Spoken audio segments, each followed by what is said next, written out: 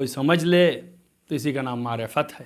غیبت کے زمانے میں دو اہم چیزیں، ایک یہ کہ اپنا عقیدہ محفوظ کرنا، اور دوسرا یہ ہے کہ دوسرے تک معصومین کی معرفت اور ان کی آشنائی کروانا، خصوصاً آخری امام کی جس کے انتظار میں ہیں آپ، اور اس کو پہچاننا مشکل ہے اس وقت تک جب تک کہ اس کے ماں باپ کو نہ پہچانے آپ، اور ماں باپ اس کے زہرا و علی ہیں۔ اسی لیے ہمارے علماء نے یہ بنا دیا تھا کہ زہرا علی کے معیار کو پہچان لو گے تو امام زمانہ کو آسانی سے پہچان لو گے۔ جب جان جاؤ کہ ان کی تنابیں کیا ہیں تو وہی تنابیں وہاں بھی موجود ہیں، اور پھر پہچاننے میں آسانی ہوگی کہ جب ظہور ہوگا تو سمجھ میں آ جائے گا۔ ارے نتو خیر کتنے جو ہیں اتنے کھڑے ہیں، وہ کہہ رہے ہیں میں مہدی ہوں، کہتا میں مہدی ہوں، میں مہدی۔ تو ایسے موقع پہ آپ کے پاس معیار ہوگا وہی والا تو آپ دیکھیں گے تو آپ کو منہ بھی نہیں کریں گے ان کی طرف، کہیں گے ارے ایسے ہی۔ اصلی تو وہ ہے، وہ چیز کو پہچاننا ہے۔ تو اسی لیے بھی فرمایا پہچانے ہی نہیں لوگوں نے۔ اللہ سے دعا کیا کہ یا اللہ اب ہم دنیا میں ان کے ساتھ رہنے سے تنگ آ گئے ہیں، اور ہم کو اب یہاں ہمارا دل نہیں لگتا ہے، اہل دنیا سے دور کر دے۔ وَلَحِقْنِي بِأَبِي، اور ہمارے باپ سے ہمیں ملا دے۔ تو یہ کیوں کہنا پڑا؟ اس لیے کہ دنیا جو ہے اس کا معیار اور جو طریقہ ہے وہ سوائے جہالت کے اور کچھ نہیں۔ تو یہ خود کون ہیں؟ یہ آئینہ علم خدا ہیں، یہ آئینہ تمام صفات الہی ہیں۔ یہ دکھا رہے ہیں، لوگ پہچان نہیں رہے ہیں، لوگ دیکھ نہیں رہے ہیں، اس آئینے میں نظر نہیں کر رہے ہیں۔ تو ظاہر ہے کہ ہمارے اور آپ کی فطرت میں ہے یہ کہ تھوڑا کسی سے زیادہ جان جاتے ہیں تو یہ چاہتے ہیں کہ وہ ہمارا احترام کرے، ہماری عزت کرے۔ تو جن کو اللہ نے بنایا ایسا واقعاً اگر ان کو علم نہ دیا ہوتا اتنا تو بہت پہلے تنگ آ جانا چاہیے تھا۔ یہ تو تنگی کا اظہار آپ نے اس وقت کہہ دیجیے، مبلغ 18 برس کی زندگی، اور اس میں آپ نے یہ تنگی کا اظہار جو فرمایا، اس ظلم کی وجہ سے، اس میں کئی چیزیں ہیں، اور ظلم ہوا کیوں؟ آشنائی نہ ہونے کی وجہ سے۔ پہچانا حضرت سلمان نے، پہچانا حضرت ابو ذر نے، تو احترام ہی کیا، اور ظلم کے خلاف آواز بھی اٹھائی۔ حضرت بلال نے، یہ بھی ایک کردار ہے حضرت بلال کا کہ ہمارے لیے نمونہ عمل ہوگا کہ اگر کچھ نہیں کر سکتے تو کم سے کم ظلم میں شریک نہ ہو۔ جیسے چھوڑی کے مدینہ چلے گئے اور بیوی نے حجت بھی تمام کر دی، پوچھا بھئی کیوں تم نے بھی چھوڑ دیا؟ ان کا آنکھوں سے دیکھا نہیں جاتا، برداشت نہیں ہوتا، اس لیے چلا گیا۔ تو کیوں نہیں بیوی نے حکم دے دیا کہ نہیں بھلے برداشت نہ ہو مگر رہو یہیں پہ، یہی ہمارے لیے حجت ہے۔ یا صحاب کی زندگی بھی اور معصوم کے بیان کے ساتھ دونوں مخلوط ہو کے ایک دلیل ہے کہ کم سے کم اگر ظلم کے خلاف تو آواز اٹھائیے، اور اگر نہیں اٹھا سکتے ہیں تو پھر اس سے دور ہو جائیے، اتنا دور ہو جائیے کہ کوئی یہ نہ کہہ سکے کہ یہ بھی موجود تھے۔ کیوں مولانا نے کہا کہ دور چلا جا، میری آواز نہ سنائی دے تجھے، ہے نا ایسی روایات۔ کیوں کہا؟ اس لیے کہا کہ یہ ظلم ہو رہا ہے اور میں مدد کے لیے پکاروں تو پھر آ جا مدد کے لیے، اور تو آ نہیں سکتا ہے اس لیے دور چلا جا۔ کیوں نہیں آ سکتا؟ وجوہات ہیں مختلف۔ مثلاً وہ جنوں کا سردار جو تھا اس کے لیے امام نے فرمایا کہ دور چلا جا۔ کیوں؟ اس لیے کہ وہ امام کی طرف سے منع ہے۔ کیوں منع ہے؟ اس لیے منع ہے کہ تیری طاقت اور ہے، ان کی طاقت اور ہے، یہاں دو مثل طاقت سے مقابلہ ہے، ورنہ میں کافی ہوں، تیری کیا ضرورت ہے؟ مجھے مدد مانگنے کی بھی کیا ضرورت ہے اگر وہ طاقت دکھانا ہو تو؟ یہ سب چیزوں کو سمجھنا، یہ سب چیزوں کو اپنے معرفت میں بٹھالنا۔ الغرض یہ ہے کہ میں ان چیزوں کو بیچ بیچ اس لیے بیان کر دیتا ہوں کہ یہ معارف جو ہیں ساتھ میں رہیں تو ہم شاید کچھ اس سے حاصل کر سکیں. یہ نمونہ ہے، مثال ہیں،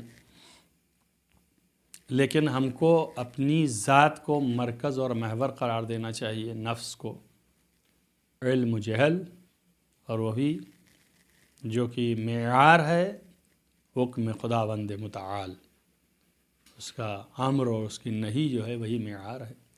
اور یہی بہترین اخلاق کو تزئین دینے کی چیز ہے کہ جو علماء نے اپنے طور پر بیان کیے بھئی اخلاقیات جو ہیں وہ عقلی ہیں، اور پھر وہ تمام مدارج وہ کتابوں کی وہ چیزیں ہیں کہ جو علل و اسباب سمجھنے کے لیے مددگار ہیں، لیکن اصل جو ہے وہ اللہ کا حکم ہے. اگر اللہ نے منع کیا ہے کسی چیز کو تو اسے نہ اپنائیں. بہرحال وہ خباثت نفس کے لیے ہی منع کیا ہے کہ یہ خباثت نہ آنے پڑے، چونکہ وہاں پہ بتایا کہ بد چیزیں جو ہیں وہ خباثت نفس ہیں، ان کو نفس میں نہ لائیں. تو وہاں سے اسباب علل تلاش کر کے اور یہاں پہ حکم پروردگار سمجھ لینا ہے کہ جو ہمارے نفس کے لیے، روح کے لیے، ذات کے لیے بہتر ہے اسے حکم کیا ہے، جو بدتر ہے اسے منع کیا ہے. ظاہر ہے کہ 2-3 باتیں جو ہیں وہ بہت اہم تھیں کہ جو آپ کے سامنے میں نے عرض کیا. ایک تو یہ ہے کہ ہمیں متشابہات کی طرف جو ہے توجہ کرنا، کہ جو مشابہ ہیں چیزیں حق اور باطل سے، ان کو چیر کے نکالنا کہ حق ایک طرف ہو جائے، باطل ایک طرف ہو جائے. اس پر ہمیں زیادہ اپنے قوت علمی اور قوت نفسانی کو صرف کرنا چاہیے، اور جو اس میں حق ہے حق کو ہمیں مزین کرنا چاہیے. اور جو چیزیں جو ہیں وہ علمی اعتبار سے مضبوط ہیں ان کو اختیار کرنا چاہیے. جو چیزیں جو ہیں وہ جہالت سے نزدیک ہیں انہیں ترک کرنا چاہیے. کل بحث کا محور جو ہے وہ یہ ہمیں اپنے نفس کی تربیت جو ہے اسی طریقے سے کرنا ہے جس طریقے سے اللہ اور رسول چاہتا ہے، اور اس کے لیے ہمیں قرآن و حدیث ہی کی طرف رجوع کرنا پڑے گا. کوئی علم اخلاق کی کتاب جو قرآن و حدیث سے ہٹ کے ہے وہ سمجھنے کے لیے تو معاون ہے، لیکن وہ آپ کو مزین نہیں کر سکتی. لیکن ہم کو مزین نہیں کر سکتی. اگر کر سکتی ہوتی تو اللہ اسی کی طرف بہت سے حکیم گزر چکے تھے رسول اللہ سے پہلے، اور یہ کتابیں لکھی جا چکی تھیں. اللہ حکم دیتا ان کتابوں کی طرف رجوع کرو. اللہ نے صرف تزئین کے لیے 2 لفظیں استعمال فرمائیں کہ یتلو علیہم آیاتہ، ان کی آیات خدا کی تلاوت کرو ان کے سامنے، ویزکیہم، اور ان کے نفوس کو پاک کرو. اس کا مطلب یہ ہو گیا کہ سب سے بڑی طاقت اللہ کی بتائی ہوئی چیزوں میں، اللہ کے کلام میں، اس سے اپنے نفس کو ہم پاکیزہ کریں. وَيُعَلِّمُهُمُ الْكِتَابَ وَالْحِكْمَةَ، اور کتاب اور حکمت کی تعلیم دینے کو اللہ نے جو ان کو حکم دیا ہے، ان کا کہا ہوا حکمت ہے اور اللہ کا کہا ہوا کتاب ہے، دونوں موجود ہیں، کتاب بھی اور حکمت بھی. تو انہی کے دائرے سے مجھے اخلاق سیکھنا ہے، علاوہ اس کے کہ اخلاق چاہے جتنا بلند ہو جائے دنیا میں، اور چاہے اتنی بڑی کتاب لکھ دے معلم اخلاق اور پھر وہ مؤلف اخلاق بن جائے، کوئی رسول اللہ سے آگے ہو ہی نہیں سکتا. کیوں؟ اس لیے کہ اللہ نے کہا ہے انک لعلی خلق عظیم. تب اس عظیم خلق تک پہنچنے کے لیے سوائے رسول اللہ کے کون محور ہو سکتا ہے؟ تو معلوم ہے علم کے محور کا نام بھی رسول اللہ ہے، اور جہل سے دوری کے محور کا نام بھی رسول اللہ ہے، اخلاق کے آئینے کا نام بھی رسول اللہ ہے. اللہ کا کلام، رسول کا عمل اور فعل جو ہے یہی ہمارے لیے حجت ہے. اسی کے ذریعے سے ہم اپنے نفس کی تربیت کر سکتے ہیں، اس کے علاوہ کچھ نہیں کر سکتے ہیں. باقی باتیں جمع خرچ. اب اس میں ظاہر ہے کہ یہ دیکھنا ہے کہ رسول اللہ نے کہاں ظلم کی مخالفت کی ہے، کہاں پر عدل کو اپنایا ہے. اب یہ ساری چیزیں جو ہیں یہ اختلافی ہیں بعض جگہوں پہ، اس کو بھی دیکھنا کہ جسے آپ جو ہے یہ سمجھ رہے ہیں کہ یہ عدل ہے، رسول اللہ نے کیا ہے، دوسرا کہہ رہا ہے یہ ظلم ہے، رسول اللہ نے ظلم کر دیا۔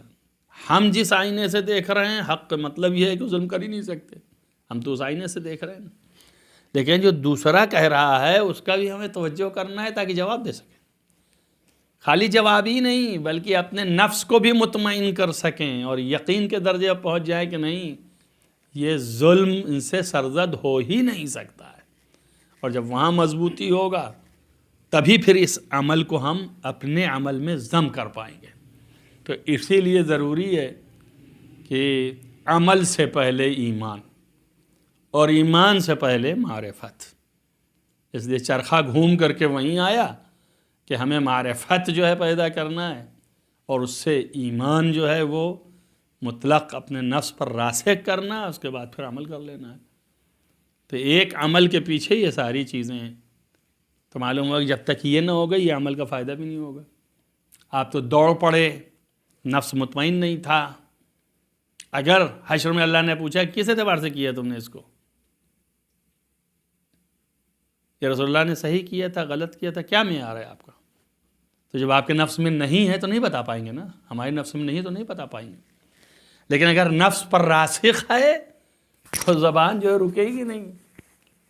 اس اعتبار سے کیا ہے کہ رسول اللہ ظلم کر ہی نہیں سکتے اس لیے کہ تو نہیں کر سکتا اور تیرا ہی بنایا ہوا ہے، تو ہمارے تو دل میں یہی ہے، ایمان یہی ہے۔ اب اس کے بعد بھی اگر غلط ہے تو پھر جہاں چاہے بھیج دیں، ہم تیار ہیں۔ تو اب ظاہر ہے کہ وہ غلط ہے ہی نہیں ہے، تو ہمارے نفس پر اگر راسخ نہیں تو ہم گونگ ہو جائیں گے، کھڑے ہو جائیں گے۔ یہ جگہ جگہ پہ جو سوالات آتا ہے کہ ان کو ٹھہراؤ، ان سے سوال کرو، ان سے پوچھو، وہاں ایک چیز کی اگر آ جائے تو یہ مصادیق ہیں، یہ نہ سمجھیے آپ کی یہی کل ہے، کہتا ہے نا کہ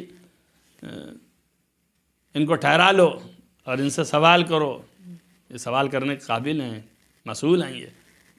اب سوال کرنے نے کہا کہ وہ ولایت کا سوال ہے، تو اب اسی کو ہم لیے پھر رہے ہوں، اور ٹھیک ہے بیان مجلس میں ہوتا ہے تو بیان کرتے ہیں، اس میں وقت تنگ آئے تو یہ ایک مصداق بیان کر رہے ہیں، وَإِلَّا ہزارہ مصداق ہیں، کتنے سوالات ہوں گے کہ نہ پوچھے، ایسے تھوڑی چلے جائیں گے، آپ ٹھہرائے جائیں گے، ہم بھی ٹھہرائے جائیں گے۔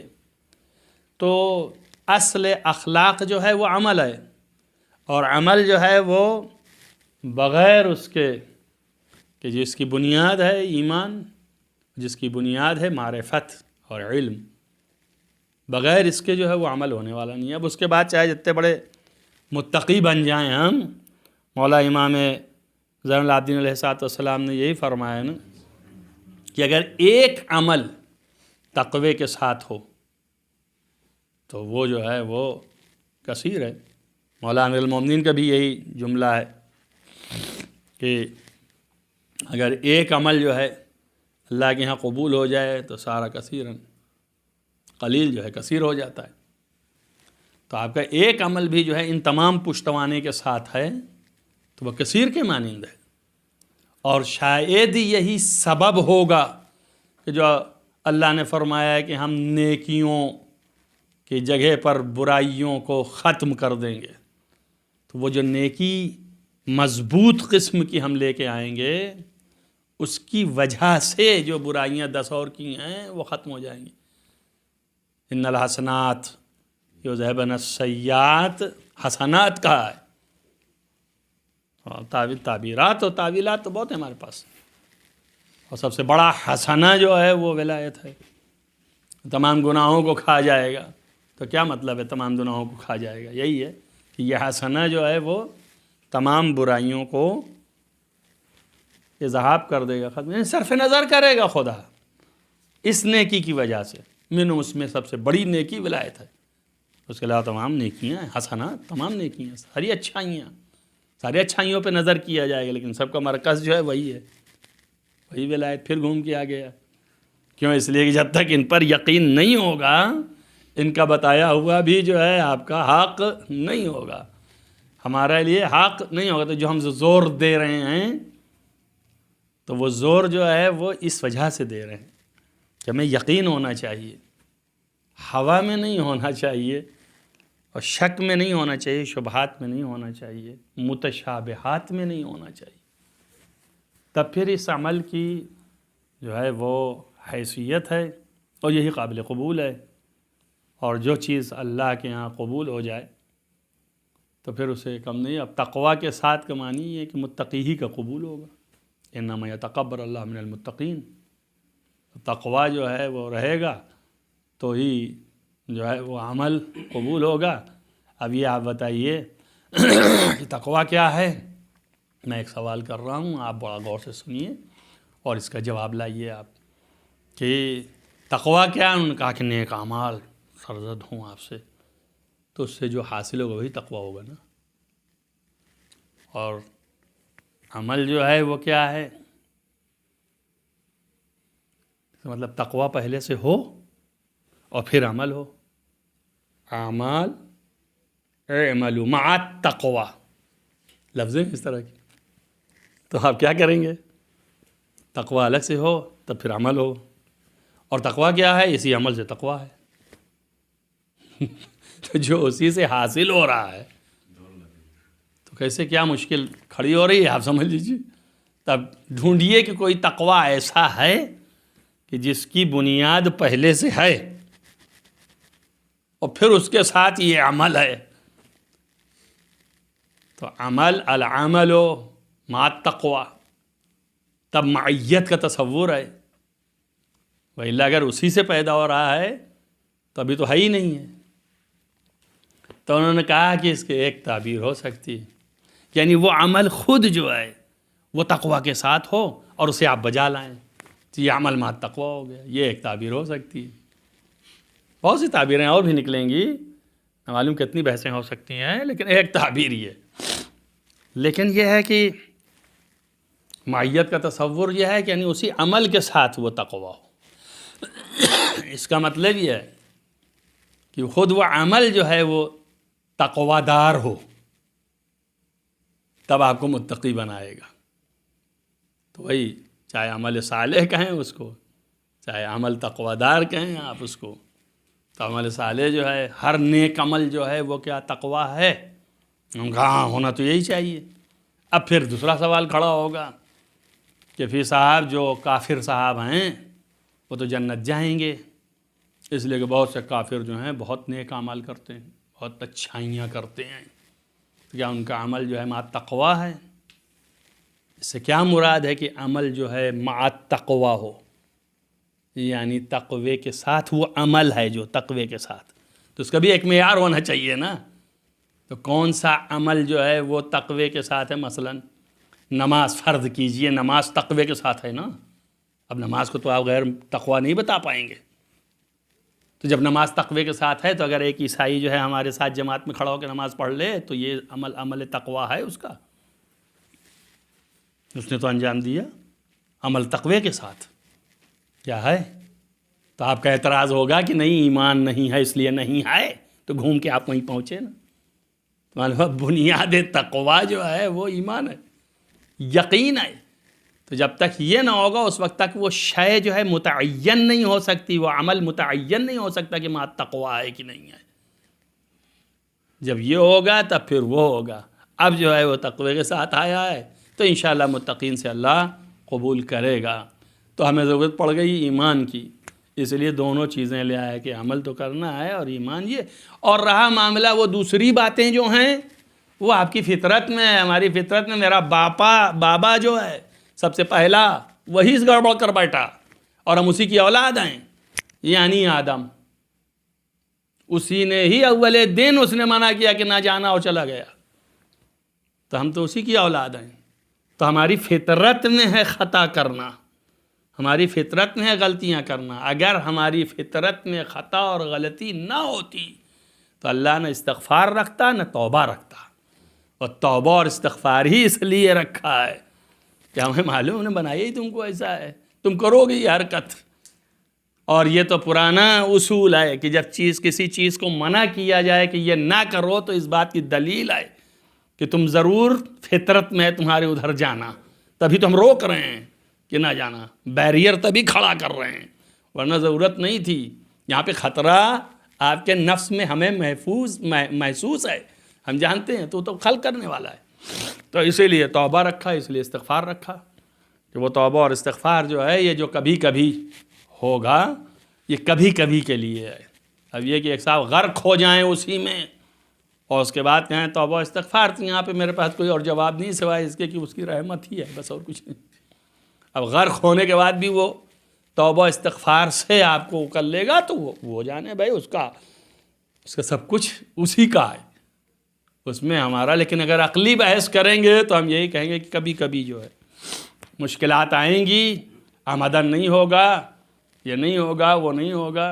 ایسا تو نہیں ہے نا کہ ظلم کی انتہا کر ڈالا صدام نے، مگر کتنے ابھی ایسے مسلمان ہیں کہ صدام کو جو ہے بہت اچھا بتاتے ہے نا، بری کر دے رہے ہیں۔ تو اسی طریقے سے آپ بری کر لیں، ایسا نہیں، یہ منظور نہیں ہے کسی کے ساتھ۔ تبلیغ کے معنی یہ نہیں ہے قطعاً حق بیان کرنا مقصود ہے کہ بھائی یہ چیز جو ہے آپ کے لیے یہ چیز جائگزین ہے اس چیز کا۔ تو یہ تقوی، طہارت، یہ توبہ، یہ استغفار دونوں اپنی جگہ پہ ہیں۔ توبہ استغفار جو کمیاں ہیں اس کے لیے یہ جاگزین ہے، اور زیادہ بڑا ہو گیا تو اس کے لیے آخری جاگزین کیا ہے؟ ان کی شفاعت ہے جو اجماعی ہے۔ علامہ اہلی نے دعوی اجماع کیا ہے، اس میں سارے علماء کے اعتقاد جو ہیں متفق ہیں، سمجھ میں آیا نا؟ تو یہ ہے آخری، یہ ہے جو آخر میں، اور اس سے متعلق نہ معلوم کتنی روایات ہیں اور کتنی آیات ہیں جو ایک دوسرے کو تطبیق دی جا سکتی ہیں۔ الغرض جو ہے وقت زیادہ لینے کو کوئی حاصل نہیں ہے، سوائے اس کے کہ یہاں مقصود جو ہے آپ نہیں تھے، ہم خود تھے کہ ہم اپنے ہی نفس کو راسخ کریں اور بیان کریں، آپ کے ساتھ بات کرنے کا موقع ملا، بس اور کچھ نہیں۔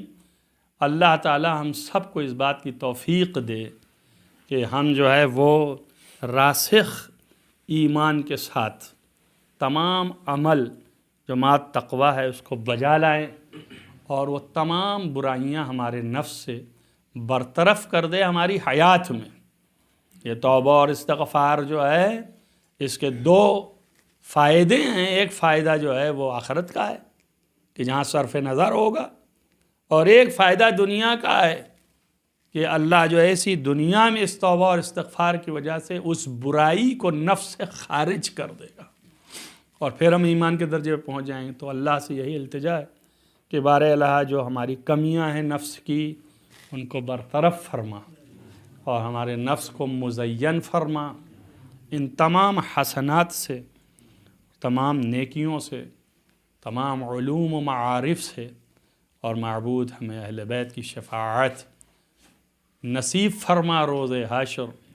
حضرت سیدہ سلام اللہ علیہ کو ہم سے خوشنود و راضی رکھ، چونکہ وقت زیادہ ہو گیا، ورنہ یہ بھی مجھے ایک پہلو بیان کرنا تھا کہ یہ رضایت حضرت زہرا جو ہے بہت اہم ہے۔ اصل زندگی جو ہے، اخلاق کی انتہا جو ہے وہ رضایت حضرت زہرا ہے، اور یہی بہترین موقع ہے ہمیں اور آپ کو اپنے نفس کو مزین کرنے کا۔ معبود بحق کے حضرت زہرا سلام اللہ علیہ ہمارے نفوس کو ان کے اعلیٰ اقدار سے مزین فرما، اب وہ تمام دنیا سے ظلم کو برطرف فرما، عدل کا قیام فرما۔ بہرحال ہمیں توفیق عنایت فرما کہ اس دنیا میں ہم جو بھی قدم اٹھائیں وہ تیری رضایت کے مطابق رہے۔ معبود ہمارے آقا اور مولا کو بھی ہم سے راضی رکھ، اور ان کا ظہور جلد از جلد فرما۔ اللہم تقبل من الدعاء بحق محمد و آلہ الطاہرین۔